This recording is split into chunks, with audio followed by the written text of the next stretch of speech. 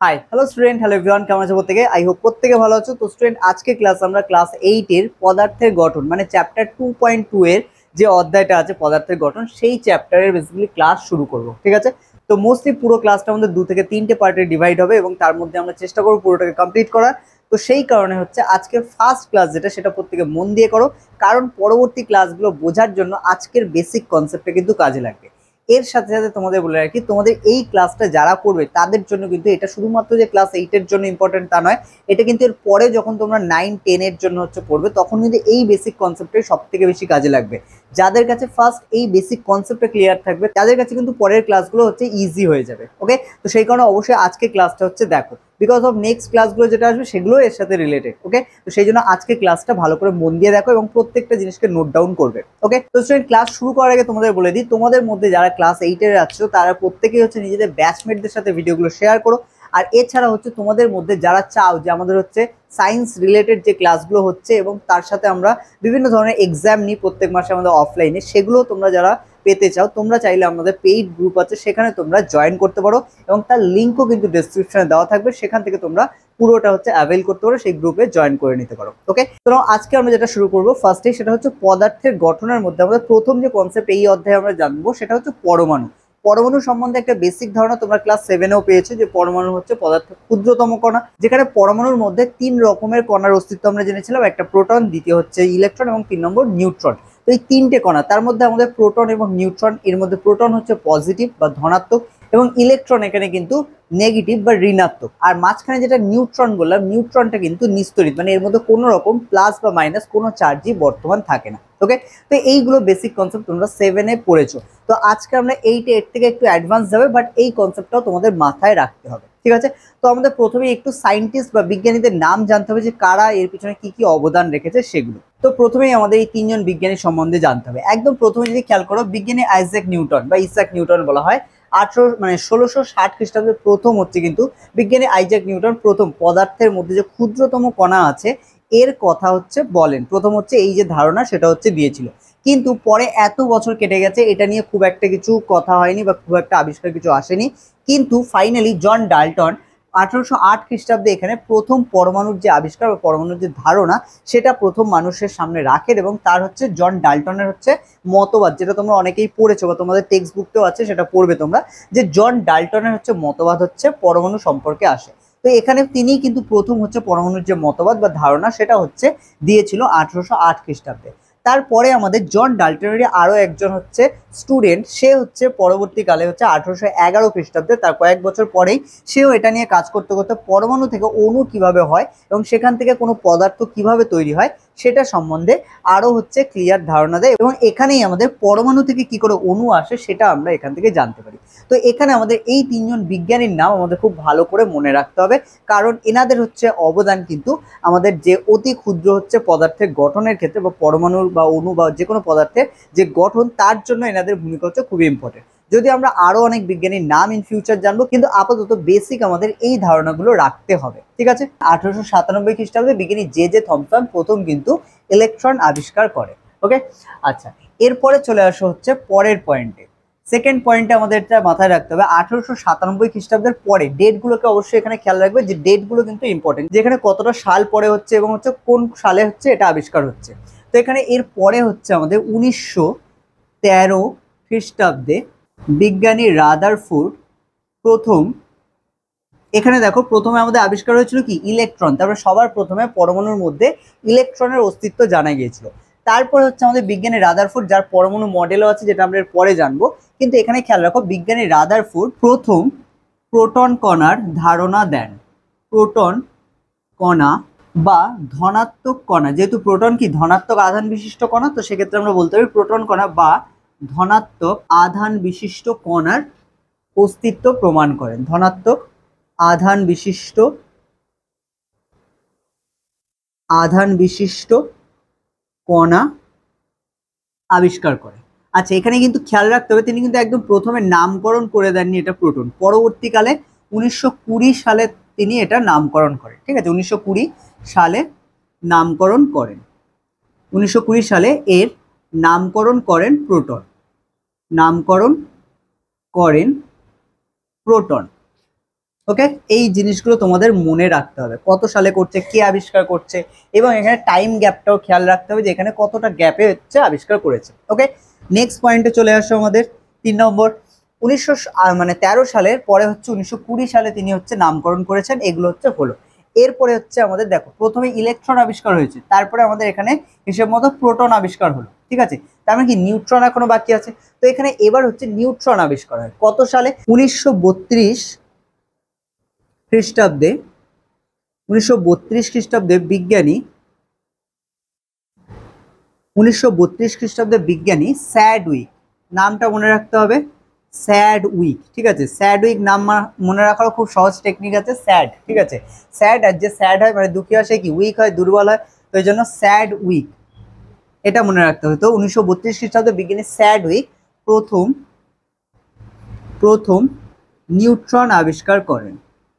এইগুলো আমাদের মনে রাখতে হবে যে প্রথম তিনি হচ্ছে নিউট্রন আবিষ্কার করে। তাহলে দেখো, পদার্থের যে 3টি কণার কথা আমরা বলেছিলাম, ইলেকট্রন, প্রোটন এবং নিউট্রন, তারা 3টেই হচ্ছে কে আবিষ্কার করে এটা আমরা জানলাম, কত সালে আবিষ্কার করে এটাও আমরা জানলাম। ওকে, এবার আমাদের নিচে একটা হেডিং করবে তোমরা। আচ্ছা, এটাকে আগে নোট ডাউন করে নাও, দেন আমরা হচ্ছে হেডিং করবো। ওকে, তো পরমাণুর গঠনের মধ্যে প্রথমে যেটা করবো আমরা, পরমাণুর গঠনের ধারণা কে দেন? রাদারফোর্ড, ঠিক আছে। পরবর্তীকালে আরো মডিফাই হয়, ঠিক আছে। রাদারফোর্ডের স্টুডেন্টরা হচ্ছে পরবর্তীকালে, তার সাথে হচ্ছে তোমরা বোরের নাম শুনবে, নিলস বোর।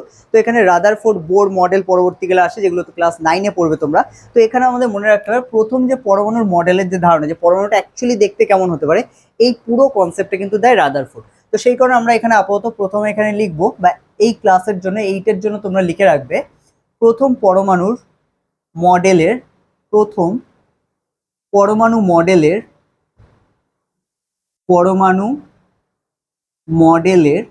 ধারণা দেন বিজ্ঞানী রাদারফোর্ড। আচ্ছা, বিজ্ঞানী, ঠিক আছে, বিজ্ঞানী রাদারফোর্ড প্রথম হচ্ছে পরমাণুর ধারণা, মানে পরমাণু মডেলের ধারণা দেয়, ঠিক আছে। এটা খেয়াল রাখতে হবে যে একটা পরমাণু দেখতে কেমন হয়, বা তার পুরো যে স্ট্রাকচার, তার মধ্যে আমরা যে 3টে কণা দেখেছি, সেই কণাগুলো তো আছে, কিন্তু দেখতে কেমন হয় পুরো গঠনটা, সেটার ধারণা কিন্তু প্রথম বিজ্ঞানী রাদারফোর্ড দেয়, ঠিক আছে। নেক্সট চলে আসো আমাদের পরমাণুর গঠন। তো এখানে আমরা হচ্ছে একটা পয়েন্ট করে জাস্ট লিখে দেবো, পরমাণুর গঠনে 3টি কণা বর্তমান। আই হোপ এগুলো তোমরা জানো, তাই না? তো 3টি কণা বর্তমান কি কি? 1 নম্বর দিয়ে আমরা এখানে লিখে দিতে পারি প্রোটন। 2 দিয়ে লেখো ইলেকট্রন, আর 3 দিয়ে লেখো প্রোটন, ইলেকট্রন, আর 3 দিয়ে লেখো এখানে আমাদের নিউট্রন। তো দেখো, প্রোটন আমরা প্রত্যেকেই জানি পজিটিভ আধান, তো এখানে আমরা প্লাস লিখে দেবো। ইলেকট্রন এটা নেগেটিভ আধান, আর নিউট্রন হচ্ছে কোনো আধানই থাকে না।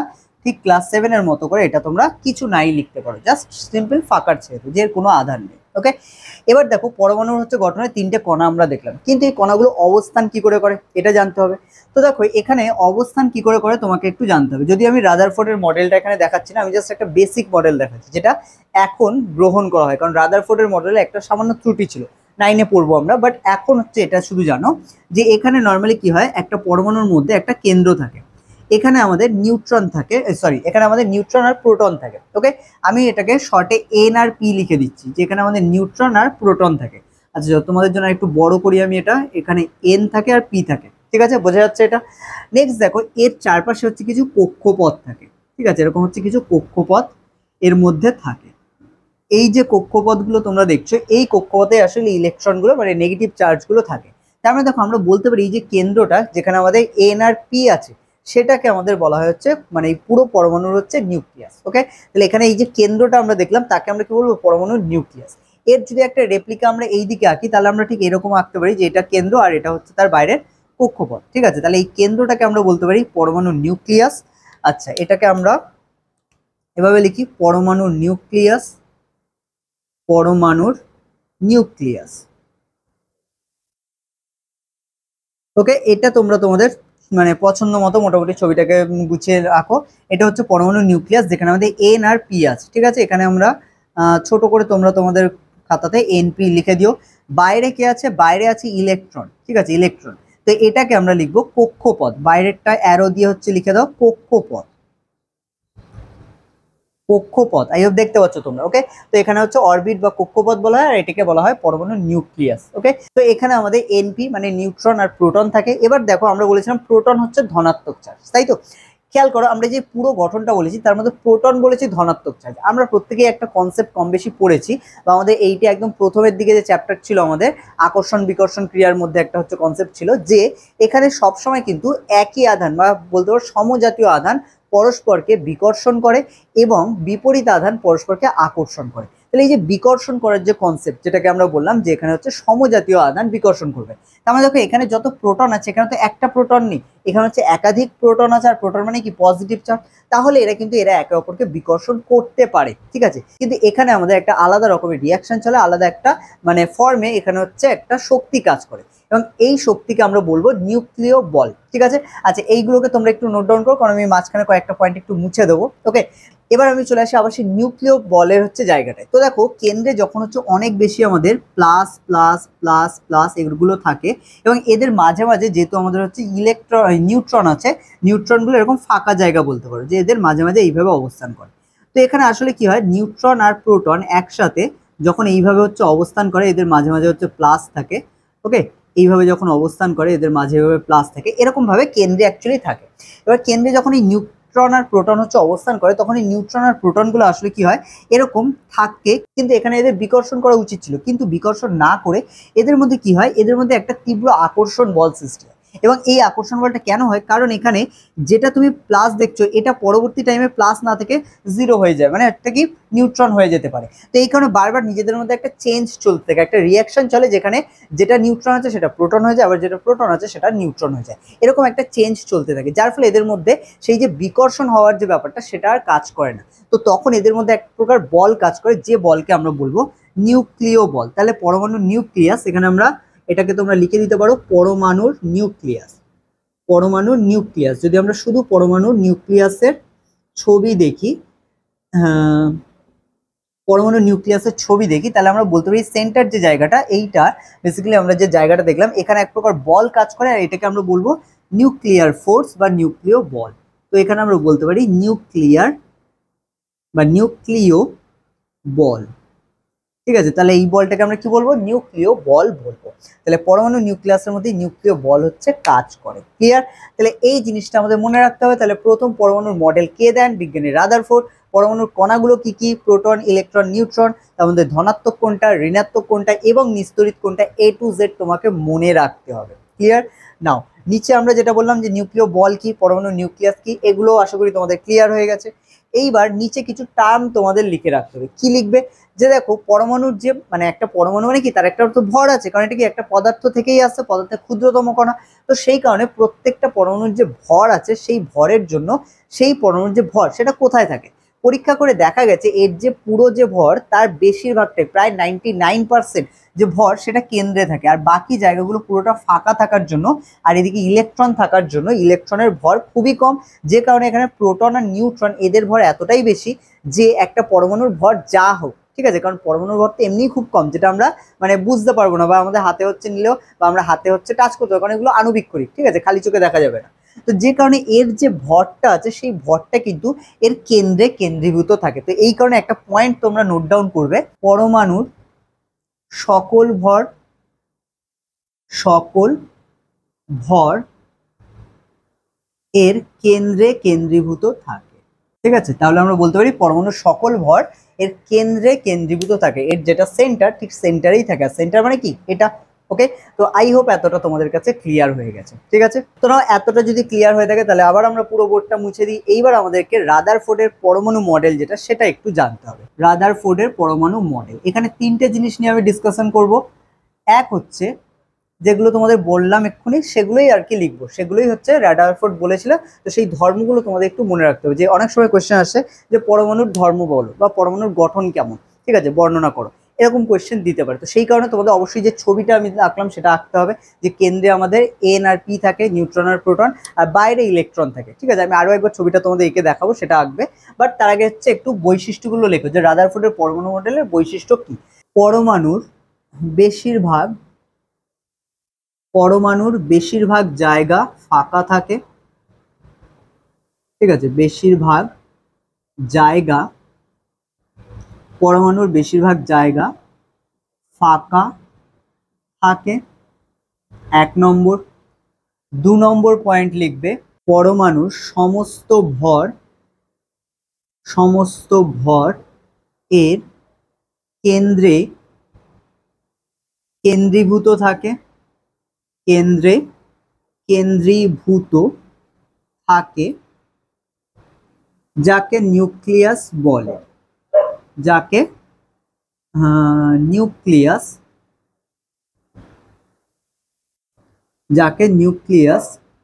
বলে। ঠিক আছে, তাহলে পরমাণুর সমস্ত ভরের কেন্দ্রে কেন্দ্রীভূত থাকে, যাকে আমরা নিউক্লিয়াস বলি। ওকে, তারপরে 3 নম্বর পয়েন্টে লেখো নিউক্লিয়াসকে কেন্দ্র করে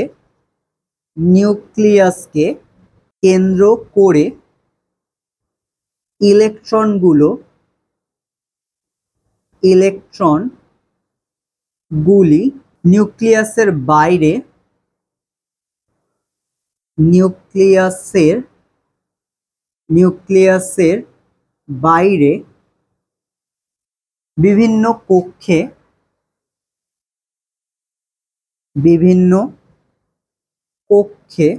নিউক্লিয়াসকে কেন্দ্র করে ইলেকট্রনগুলি নিউক্লিয়াসের বাইরে বিভিন্ন কক্ষে বৃত্তাকার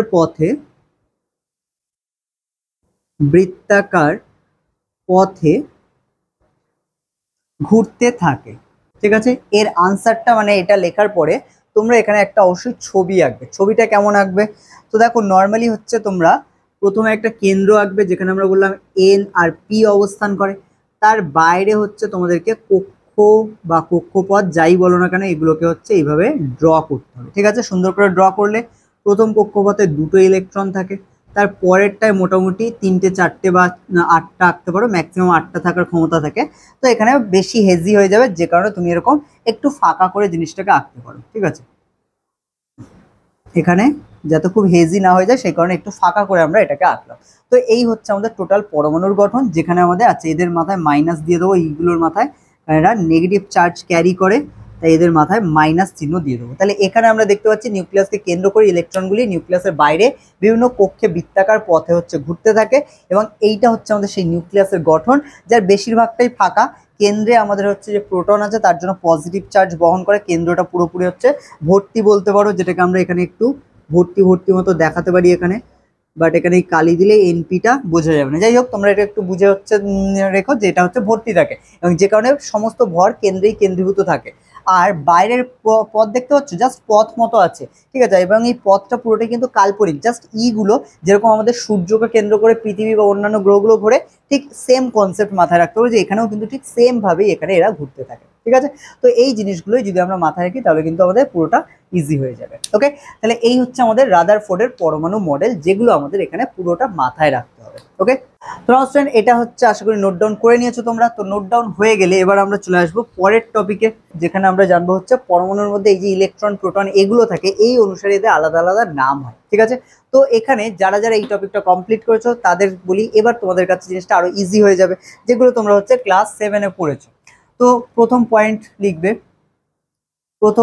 লিখবে এখানে হচ্ছে প্রোটন সংখ্যা, কারণ প্রোটন বলে দিয়েছি যে প্রোটন থাকে, তার মানে কি প্রোটন সংখ্যা যতগুলো প্রোটন থাকবে তার সাথে সমান হবে পারমাণবিক সংখ্যা।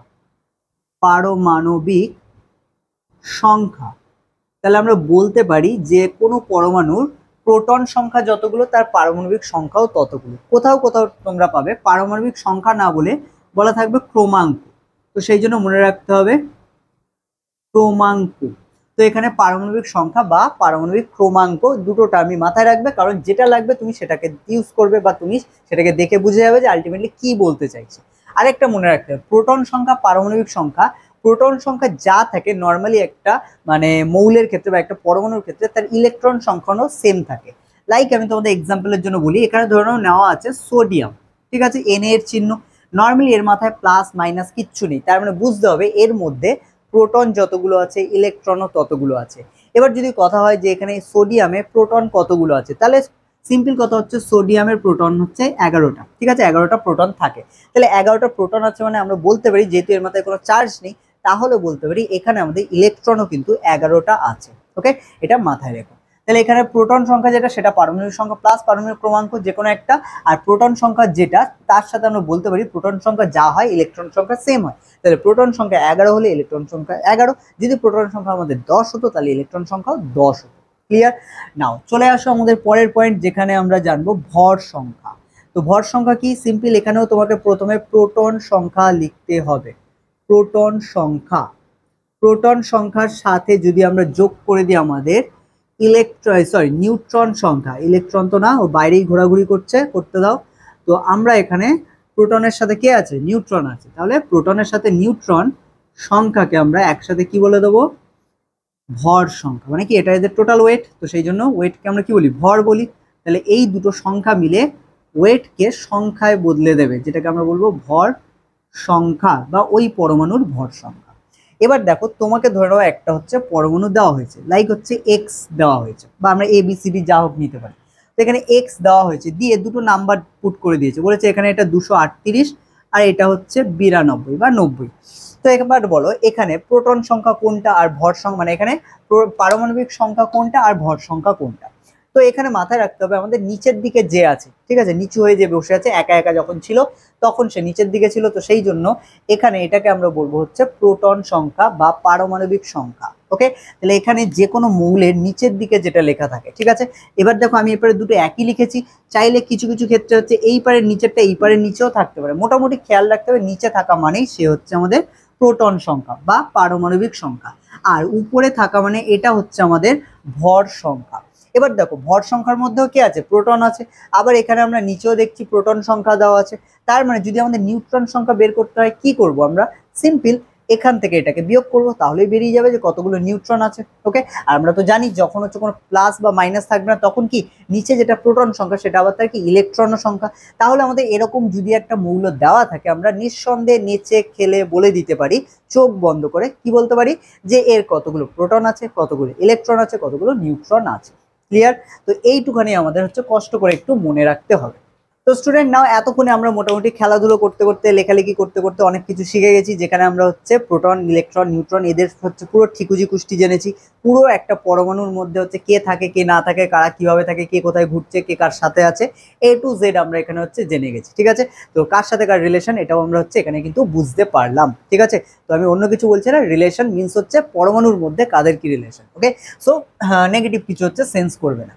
তো দেখো এখানে আমরা চলে আসি এবার আরেকটা ইম্পর্টেন্ট পয়েন্ট, সেটা হলো আইসোটোপ আর আইসোবার, দুটো জিনিস তোমাদের এখানে জানতে হবে। তো দেখো নামের মধ্যে এখানে কিন্তু একটা হিন্টস দিয়ে রেখেছে, কারণ আমাদের চারপাশে যে যা করে সবাই কিন্তু কিছু না কিছু হিন্টস ছেড়ে যায়, সেখানে আইসোটোপও তার নামের মধ্যে হিন্টস ছেড়ে দিয়েছে।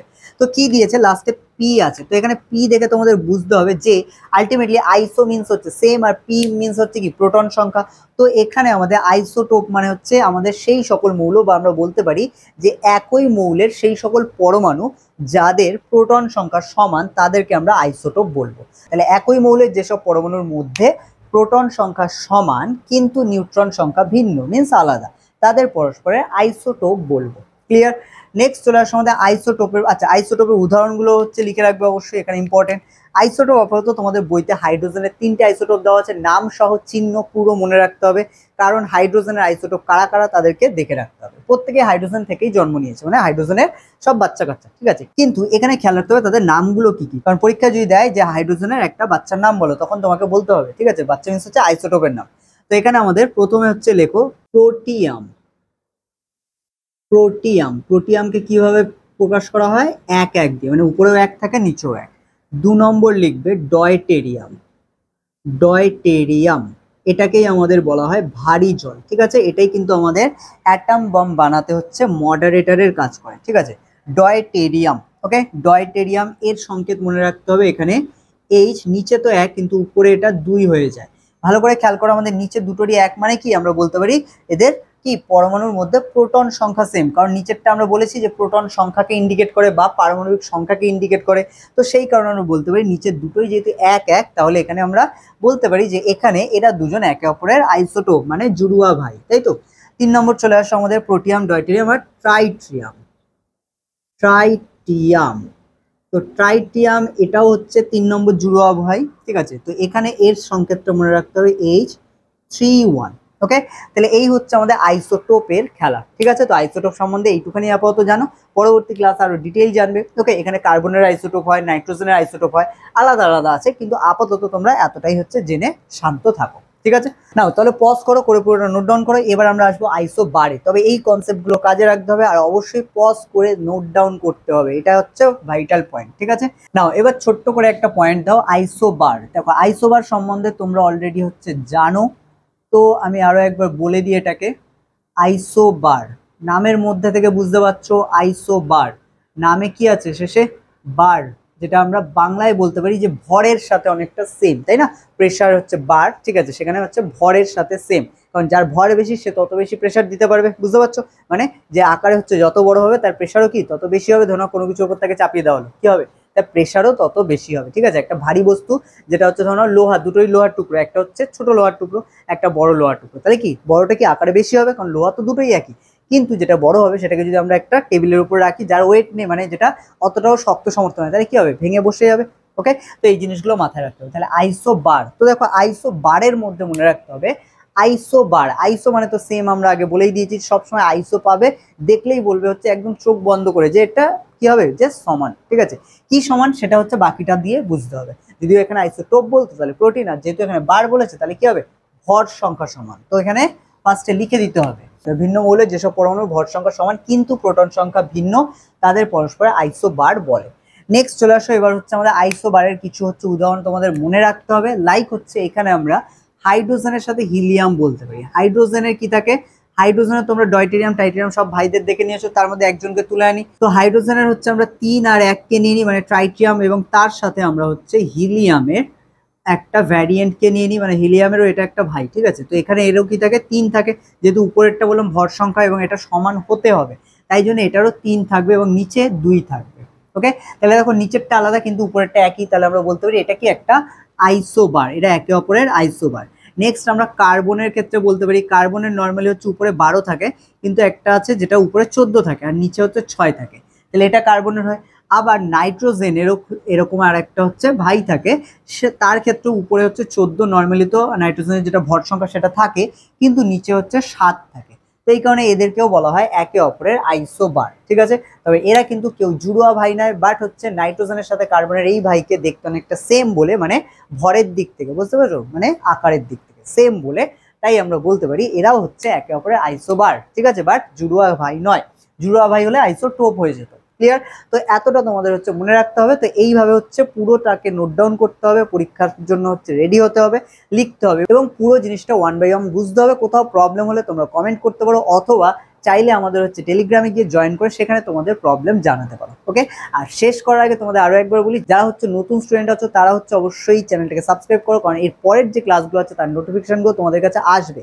আর লাস্ট যেটা মনে রাখতে হবে সেটা হচ্ছে তোমরা যারা হচ্ছে পেইড হচ্ছে মেম্বার হবে তাদের জন্য কিন্তু অনেক বেশি ফিচার্স হচ্ছে অ্যাড হয়ে যাবে, কারণ সেই গ্রুপে কিন্তু বিভিন্ন টাইপের কোয়েশ্চেন, তারপরে নতুন নতুন হচ্ছে ইনফরমেশন, সেগুলো হচ্ছে ওই গ্রুপে তোমাদেরকে দেওয়া হয়, সায়েন্স রিলেটেড অল ওভার হচ্ছে যা যা পড়ানো হবে পুরোটাই সায়েন্স রিলেটেড।